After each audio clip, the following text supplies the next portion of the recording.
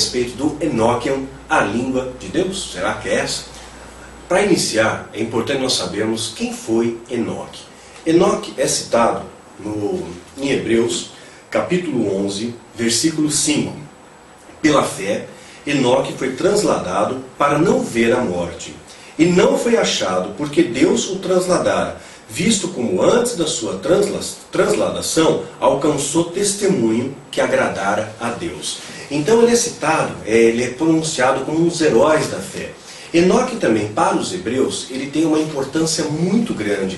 Ele é considerado o homem que elaborou, que criou, que descobriu a escrita, a matemática e a astronomia. A Bíblia não fala muito a respeito de Enoque. Nós vamos ver poucas referências. Eu quero apenas pontuar que tem 2 Enoques aqui em Gênesis. Logo no comecinho, você vai ver 2 Enoques. Eu quero mostrar a diferença aqui entre eles. Gênesis capítulo 4, versículo 17, está escrito assim: E conheceu Caim, a sua mulher, e ela concedeu e deu luz a Enoque. Então Enoque, existe um Enoque, foi filho de Caim. Lembra? Caim que matou Abel, e vai ter uma descendência aqui de Caim, então esse Enoque é um descendente de Caim, é filho de Caim. Então Enoque. E ele edificou uma cidade e chamou o nome da cidade conforme o seu filho Enoque. Então Caim edifica uma cidade e batiza essa cidade com o nome do seu filho. Então essa cidade de Enoque, aqui no Velho Testamento, é considerada a primeira civilização que Satanás estabeleceu na Terra, né? E fazendo dela um espelho do céu. Até para você saber mais a respeito dessa questão de espelhos do céu, onde a gente vai expandir esse tema, falando do Egito, falando de Stonehenge, das ruínas de Machu Picchu, falando dos Moais, de Rapa Nui e tantas outras coisas, você vai precisar ler o livro Rastros do Oculto, que agora, lembrando, vão sair com o selo da editora Ágape, né? Lembrando agora, o Daniel assinou com a editora Novo Século, então Quilaim vai sair pela Novo Século, a continuação dele, Nefilim, Novo Século também, e a finalização dessa trilogia, a Icarim, também Novo Século, né? Eu já estou quase acabando a escrita aí, então apenas logo até o final desse ano aqui vai estar. Então existe o Enoque, né, que foi filho de Caim, da descendência, que foi estabelecida uma cidade.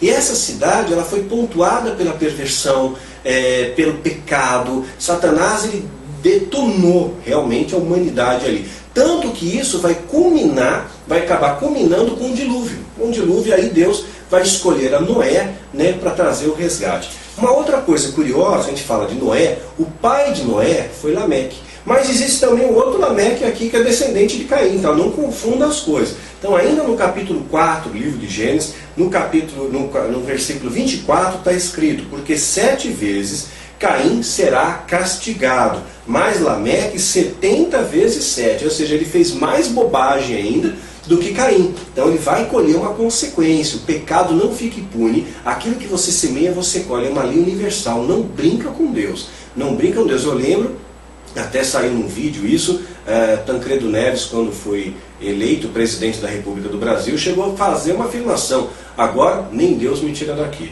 né? E logo depois todos sabem o que aconteceu. Não brinca com Deus, né? Isso é muito sério, não tripudia a respeito de Deus.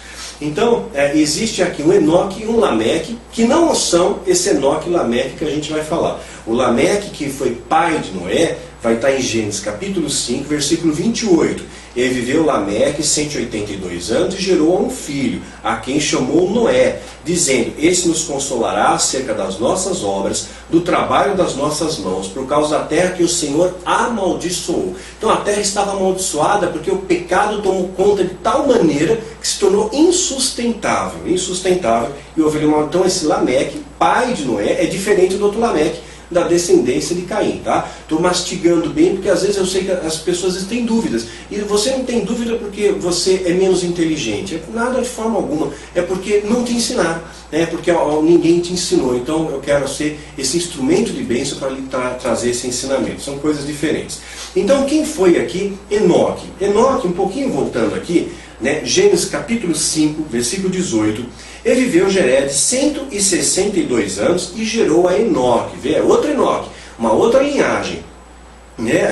Vem daqui da genealogia de Sete. Ele viveu Jered, depois que gerou Enoque, 800 anos, e gerou filhos e filhas. E foram todos os dias de Jered 962 anos e morreu.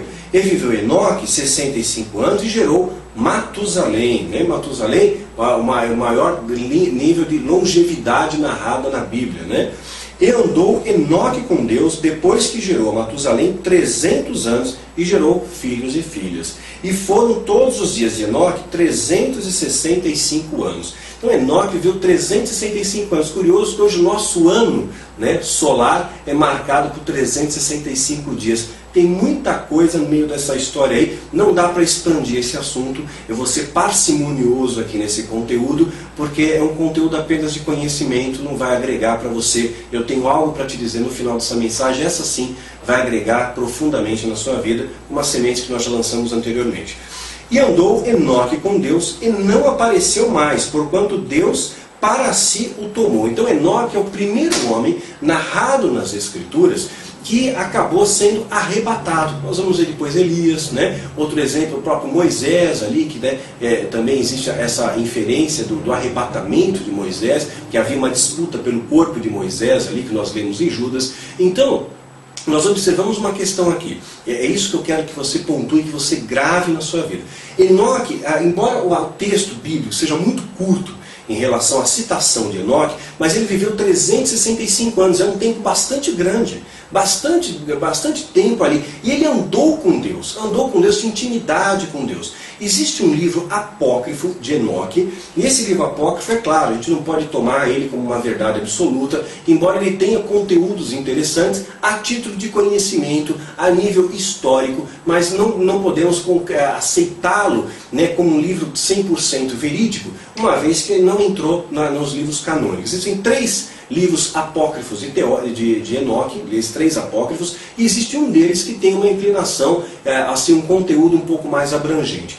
O satanismo, a alta magia, abraça esse apócrifo de Enoque, né? O Enoque etíope, abraça esse livro apócrifo de Enoque, interpreta como sendo sim um conteúdo muito importante. E nesse livro de Enoque, acaba falando alguma coisa a respeito de uma linguagem chamada Enoquium.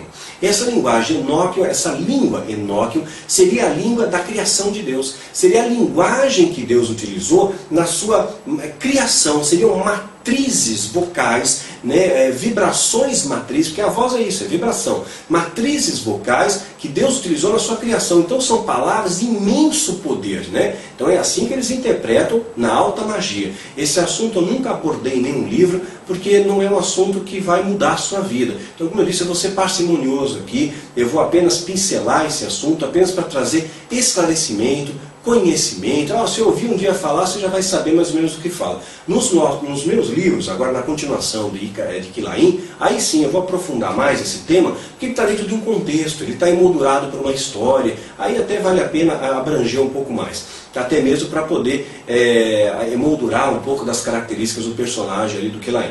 Mas enfim, aqui eu vou mais curto. Então essa língua Enoquium é interpretada, né, pela alta magia como realmente sendo a língua de Deus. Era a língua que Deus falava com Adão. Adão conversava com Adão nessa linguagem, essa era a língua de Deus, né? Depois, como Adão é afastado do paraíso, ele perdeu a sua capacidade mental, como nós já falamos anteriormente. O homem afastado de Deus perde as suas propriedades, é a planta longe da luz, perde o vício, perde o perfume, perde as suas propriedades. Se afastou de Deus. Quando ele se afasta, ele vai praticar menos aquela língua, ele usa menos aquela língua. Depois vem a Torre de Babel e essa língua se perdeu para todo sempre. Segundo então a doutrina satânica, o hebraico é a língua que tem fragmentos do Enoquium. Fragmentos apenas. É a que mais se aproximaria da língua de Deus. Mas ela apenas contém fragmentos. Ela não é a expressão correta da linguagem de Deus. Então havia uma busca, né, da onde veio essa língua. Né, como descobrir essa língua significa descobrir poderes. Né, abrir chaves e poderes. Eles dizem que haviam... se você pesquisar, você vai encontrar algo que essas chaves enoquianas, elas abrem 49 portais ou 49 portões de conhecimento que vão expandir o poder, vão expandir poderes extrasensoriais e tudo mais das pessoas. Mas Na verdade não são 49, são 54. Sendo que do 50º ao 54º, somente os sumos sacerdotes teriam acesso dentro da alta magia. Né? Seria uma espécie de pós-graduação em bruxaria e feitiçaria. Seria um mestrado, né? Uma coisa mais ou menos assim. Então, essas chaves enoquianas, elas foram entregues ao homem por uma casta de anjos caídos. Eu estou entrando em doutrina satânica, tá? Então você não precisa tomar isso como uma verdade absoluta. Então, uma casta de demônios, que são anjos caídos, que eles se proclamam de Enaquins. Ah, os Enaquins, está na Bíblia os Enaquins. Os Enaquins são os descendentes, são os filhos dos Nefilins, né? Um tema até que a gente vai abarcar no próximo livro. Então, o Nefilim, o que quer dizer o Nefilim? Vem de Nef, vem de queda, mostra a qualidade, a condição daqueles anjos caídos. E é por esses anjos caídos geraram uma raça na Terra, assunto que a gente fala no seminário nível 2 e no livro Raça do Oculto. Geraram a raça desses Enaquins, que eram os gigantes, né? Os gigantes narrados na Bíblia. Então, segundo o que passa, também é um nome de Enaquins, também é um nome, tem os querubins, né? Tem os serafins, não é assim? Né? Existe uma casta angelical caída, segundo uma doutrina satânica, chamada de Enaquins. Esses demônios, então, essa casta angelical que caiu, né? E ela se apresentou novamente aos bruxos da Idade Média, e entre o ano 1500, 1580, se apresentaram aos bruxos da Idade Média, os bruxos de verdade, não aqueles que eram lançados nas fogueiras da Inquisição. Aqueles ali, nenhum deles foi bruxo para valer, né? Aquilo ali foi uma maneira que o diabo fez de perverter os valores de Deus, contaminou o sistema religioso e usou esse sistema para causar um verdadeiro inferno na Terra. Então, ele apresenta esse conteúdo, e a partir dessa data, do ano 1500 a 1580, né, esses bruxos começam a desenvolver uma magia elevada, desenvolver a alta magia, que depois ia culminar nos patamares da Irmandade. Então, existem dois idiomas, duas línguas, que são utilizadas para encantamentos, conjuros, maldições, que é o aramaico, que é a título de profanar os valores de Deus, os preceitos de Deus, uma vez que o aramaico era a língua falada na época de Jesus, e o Enoquion, né? Então o Enoquion, mais o Enoquion, não basta apenas você ver uma palavra em Enoquion, escrito enoquiano, né? Os ideogramas, saber interpretar aquilo ali. Você precisa de um mestre para te ensinar a pronúncia. Sem a pronúncia certa, não funciona. É como se fosse um comando de voz. Imagina que a sua casa, ela funciona por comando de voz. Fala, olha, acender a luz, apagar a luz, ligar o forno, mas é tudo em inglês. Se você usar a pronúncia errada, não vai funcionar. Né? Então, você não conhece inglês, né? Você vai falar alguma coisa, open the fogo, né? Não funcionou. Né? Então, apagar o fogo, sei lá, alguma coisa assim. Então, se você não usar a pronúncia certa, não funciona. No livro nosso, Filho do Fogo, nós mostramos, essa língua enoquiana, ela gerou vários chamados quadrados ou cubos mágicos. São palíndromos, né, que estão em língua enoquiana, que remetem grande poder dentro de certos contextos ritualísticos. No Filho do Fogo nós apresentamos um desses palíndromos, um desses cubos mágicos, que supostamente também foi descoberto por Salomão, descrito também, não nos apócrifos de Enoque, mas também na clavícula e na chave de Salomão.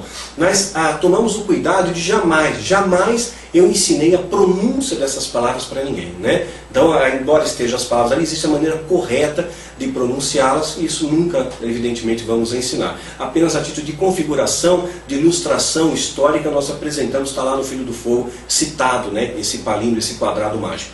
Então, você precisa desse mestre. Você vê só essa influência desse enoquiano à nossa volta. Eu até pensei em alguns casos que estão aqui à nossa volta, que faz parte do cotidiano, e a gente nem percebe.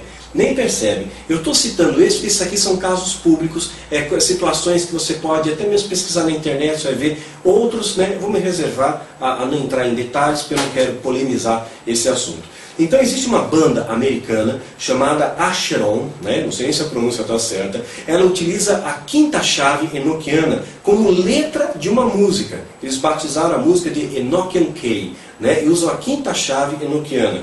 Né? Lavey também acabou divulgando alguma da chave, mas ele tomou o cuidado de divulgar frações da chave. A mesma coisa aqui, a chave não está completa, a chave está incompleta. É só para lançar algumas sementes negativas, é só para a pessoa que ouvir aquilo ali causar um impacto subliminar, porque essa onda vibratória está trazendo uma maldição para quem escuta essa música, sabia disso? Né? Então existe uma outra banda de metal sinfônico, uma banda sueca chamada Therion, e a palavra dragão, ela está em enoquiano, está escrito que significa vovim, né? Estou pronunciando errado de propósito, tá? Né? Como o título do álbum em 98. Existe um jogo também no Platinum Games chamado Bayonetta. Os encantamentos de alguns feitiços também são realizados em língua enoquiana. Existe também um outro jogo feito para o PlayStation 3, lançado em 2011, que também faz muitas referências ao enoquiano. Está presente em filmes como o filme Legião, em novelas, em uma série de coisas. Então, essa questão do enoquiano está muito presente à nossa volta, né, como sementes, como palavras de encantamento, de maldição, para influenciar comportamentos, para dar poder àquela pessoa que apresenta. Então eles acreditam, se eles consagrarem aquilo ali, em enoquiano, e apresentarem isso num filme, né, as entidades vão aplaudir aquilo, as entidades vão se sentir satisfeitas com aquilo, como se fosse uma espécie de oferenda. Então vai potencializar, vai fazer com que aquele filme, aquela novela, aquele jogo seja mais assistido, mais visualizado, mais julgado e consequentemente mais influência. E a gente vê o desdobramento disso no nosso dia a dia. A gente vê hoje a violência aumentando, a gente vê o amor esfriando, a gente vê o egoísmo aflorando, a gente vê os valores de Cristo sendo deformados. É claro que não é só da magia, fruto da magia, mas isso também é fruto da magia, que vem como preparar plataformas, né, o palco, o cenário para a vinda do anticristo. Então a gente vê toda essa perversão aumentando à nossa volta. Então, de fato, segundo o satanismo, o enoquiano é uma língua bastante poderosa.